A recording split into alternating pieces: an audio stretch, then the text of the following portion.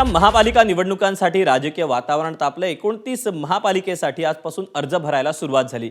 30 डिसेंबरपर्यंत ही प्रक्रिया चालणार आहे। अर्जाची विक्री आणि दाखल करण्याच्या प्रक्रियेला सुरुवात झाली। अर्ज घेण्यासाठी मोठ्या प्रमाणावर ठिकठिकाणी गर्दी झाली। राज्यात ठिकठिकाणी इच्छुक उमेदवारांनी अर्ज घेण्यासाठी गर्दी केली। नागपुरात अर्ज दाखल करण्याची मुदत सुरू होताच तासाभरातच मोठ्या संख्येने इच्छुकांना उमेदवारी अर्ज दाखल केले।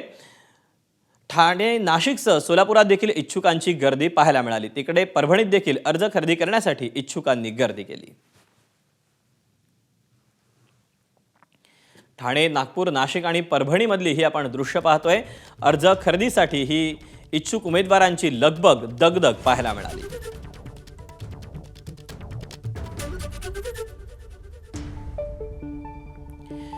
तेव्हा 29 महानगरपालिकांसाठी अखेर अर्ज भरायला सुरुवात झालेली आहे।